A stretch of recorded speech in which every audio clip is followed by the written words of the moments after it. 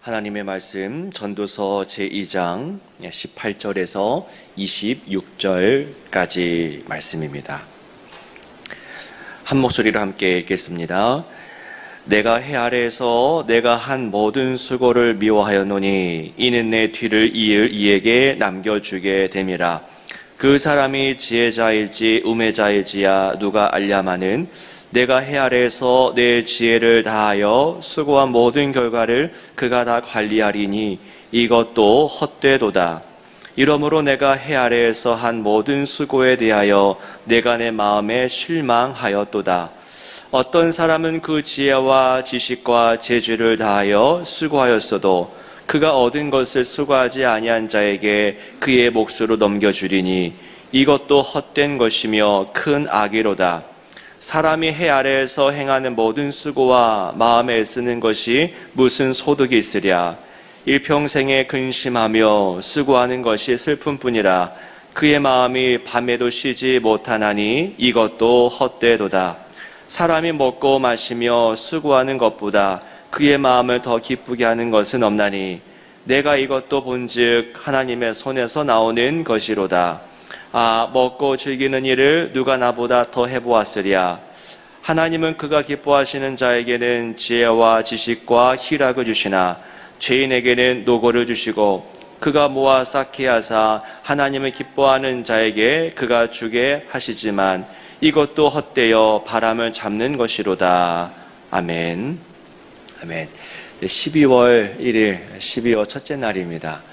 날씨도 매우 춥고요. 그럼에도 불구하고 교회와 각 가정에서 이 기도의 자리를 지키는 여러분들에게 하나님의 특별한 은혜가 있기를 원합니다. 사람은 누구나 행복을 추구합니다. 행복하고 싶고 또 웃고 싶고 가정에서 또 기쁨을 또 웃음을 나누기를 원하죠. 삶의 의미와 가치로 가득해지기를 원합니다. 이를 위해서 많은 사람들이 땀방울 흘리고 또 눈물까지 닦아내면서 현실을 버티고 또 현실을 살아냅니다. 전도서 기자는 인간이 수고하는 현실을 쭉 관찰해 보는 겁니다. 그러니까 모든 것을 지금 다 관찰하죠. 먹는 것, 마시는 것, 또 입는 것, 또 땀 흘리는 것, 모든 수고들 다 관찰합니다. 그런데 이 전도서 기자는 사람들이 수고하는, 애써 수고하는 그 모든 것에서 또 한 번 무엇을 발견합니까? 역시나 헛됨을 발견합니다. 18절 말씀을 보십시오. 내가 해 아래에서 내가 한 모든 수고를 미워하였노니 이는 내 뒤를 이을 이에게 남겨주게 됨이라.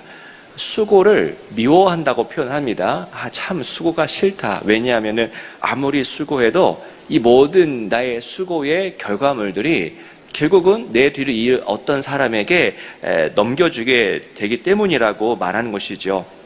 여러분, 우리 인생 자체도 영원하지 않은데 근데 우리의 소유 역시도 영원하지 않다라는 것을 이야기하는 겁니다.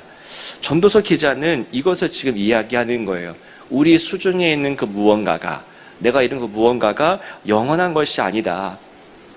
이 땅에서의 수고를 얻은 것은 내가 이 땅에 살아갈 때에만 내 것입니다. 내가 코로 숨쉬고 있을 때에만 내 소유가 되는 것이죠. 그래서 내 코에서 숨이 멎는 그 순간에 그때 내 모든 소유는 남의 것으로, 남의 소유로 이전이 됩니다. 그게 세상의 법칙이지 않습니까? 여러분, 수고하여서 나이 30 또는 40, 그것도 빠른 것이죠. 나이 3, 40에 무언가를 소유했다라고 한다면 기껏해야 앞으로 50년이라는 겁니다. 앞으로 50년만 내 것이 되고 그 이후는 누군가의 손에 넘겨집니다. 내 후임이든 아니면 내 자녀들이든 넘겨지게 되죠. 자, 기껏해야 50년 동안 소유할 그 무언가를 위해서 그토록 애쓰고 수고하는 것이 이 전도서 기자의 눈에는 한순간 너무 허무하게 느껴졌던 겁니다. 우리는 마치 영원히 살 것처럼, 죽지 않고 영원히 살 것처럼 그렇게 살아갑니다. 지금 소유하는 것이 영원히 존재할 것처럼 착각한다라는 겁니다. 그런데 오늘 내가 소유한 그 무언가는 길어야 기껏해야 앞으로 50년입니다. 50년 동안, 그것도 가장 길게 잡은 것이지요. 10년, 20년, 그것도 깁니다. 그동안 내 수중에 있을 뿐입니다. 소유에 대한 강렬한 집착에서 자유해져라라고 전도서 기자가 말합니다. 그러니까 50년 동안 소유할 것인데 거기에 왜 인생, 내 영혼을 왜 거느냐라고 말하는 것이죠. 나 자신과 내 영혼과 소유 간에 연결된 끈을 잘라내라. 그러니까 소유 때문에 웃었다가 울었다고 하는 그 모든 그 연결된 고리점을 다 끊어내어라. 소유에 의해서 좌우되는, 감정이 좌우되고 내 모든 것이 좌우되는 그런 삶이 되지 말아라. 그러니까 소유와 너의 영혼의 그 모든 연결 지점을 다 끊어내라라고 전도서 기자가 말합니다. 왜냐하면 그 소유가 영원하면 모를 텐데 영원하지 않기 때문에, 길어야 50년이기 때문입니다. 그러면 무슨 삶이 의미 있다고 하는 것일까요? 소유하는 것이 의미가 없다면 무엇에서 의미를 찾습니까? 24절 이하가 전도서 기자가 제시하는 대안인데요. 24절의 말씀을 같이 한번 읽어보겠습니다. 시작. 사람이 먹고 마시며 수고하는 것보다 그의 마음을 더 기쁘게 하는 것은 없나니 내가 이것도 본즉 하나님의 손에서 나오는 것이로다.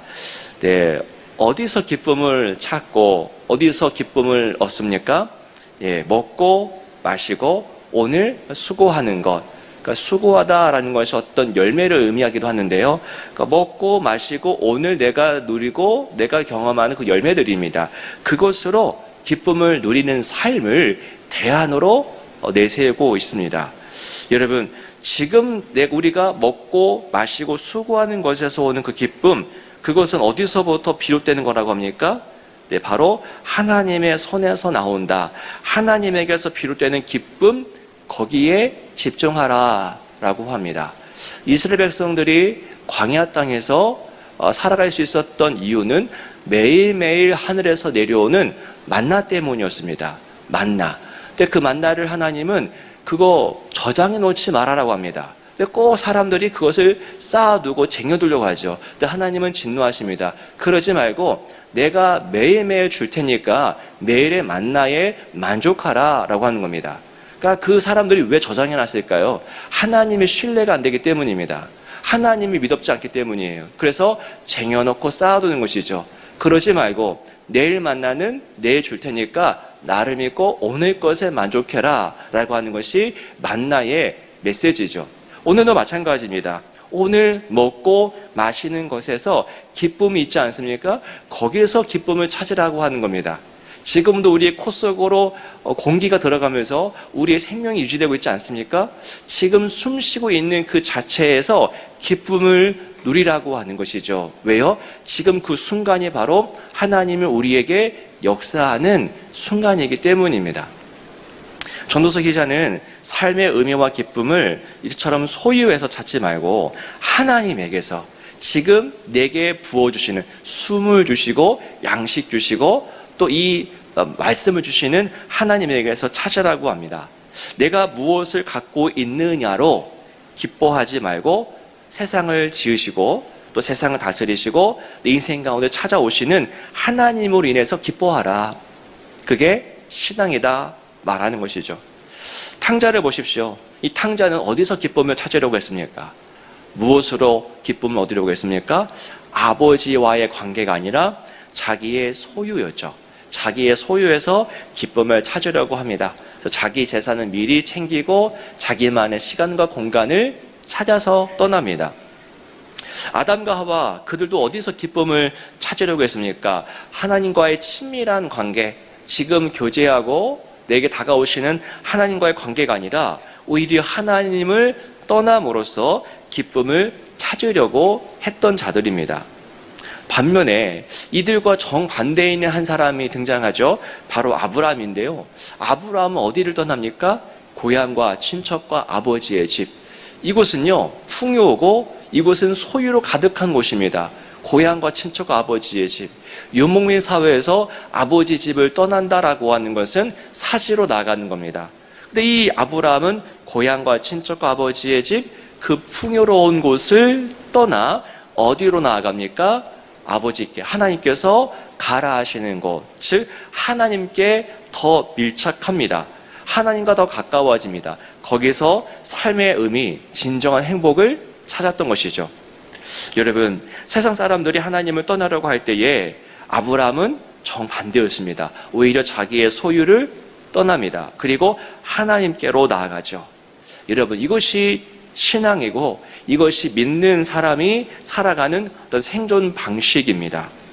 소유를 떠나서 하나님께로 나아가는 삶이라는 것이죠.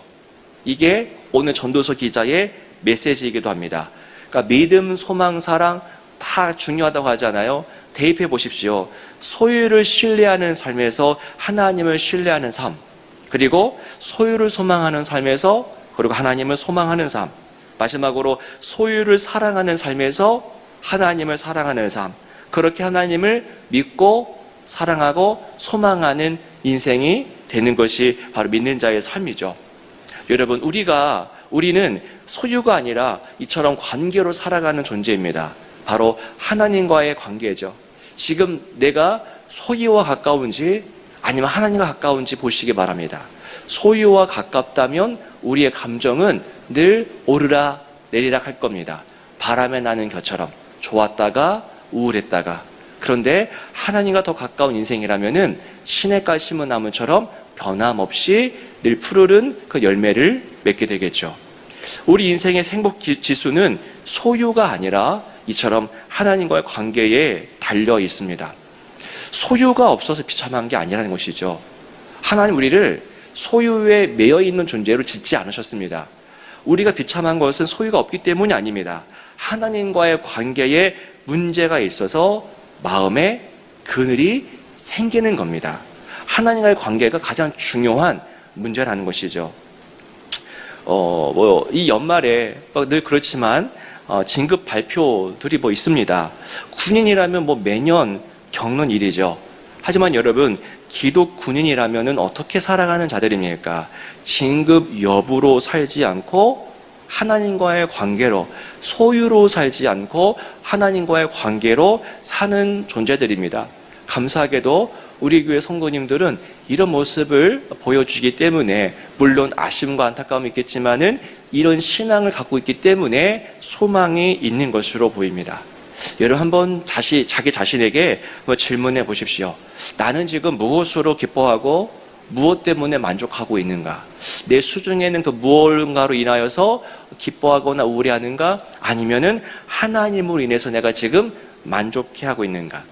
소유로 살지 않고 하나님과의 그 친밀한 관계, 교제하고 또 말씀을 읽고 기도하는 가운데 그 하나님을 만나는 것으로 인해서 살아가는 인생이 될 때에 그는 비로소 참된 안식, 진정한 행복 누릴 수 있다라는 것이 성경 전체의 메시지입니다. 소유로 살지 않고 하나님으로 사는 그 믿음의 삶 되시기를 주님의 이름으로 축원합니다. 기도하겠습니다. 하나님 아버지, 하나님 우리를 지으실 때에 물질적인 것으로 만족하는 자들이 아니라 하나님으로만 만족할 수 있는 자들로 우리를 지으셨음을 기억하게 하사 언제나 말씀과 기도를 통해 주 예수를 통해서 아버지 앞으로 나가는 그런 믿음의 삶 될 수 있도록 인도하여 주옵소서. 소유를 떠나 아버지께로 나가는 그런 삶 되도록 성령께서 우리의 삶 가운데 와 주옵소서. 주 예수 그리스도의 이름으로 간절히 기도하옵나이다. 아멘. 하늘에 계신 우리 아버지의 이름을 거룩하게 하시며 아버지의 나라가 오게 하시며 아버지의 뜻이 하늘에서와 같이 땅에서도 이루어지게 하소서. 오늘 우리에게 일용할 양식을 주시고 우리가 우리에게 잘못한 사람을 용서하여 준 것 같이 우리 죄를 용서하여 주시고 우리를 시험에 빠지지 않게 하시고 악에서 구하소서. 나라와 권능과 영광이 영원히 아버지의 것입니다. 아멘.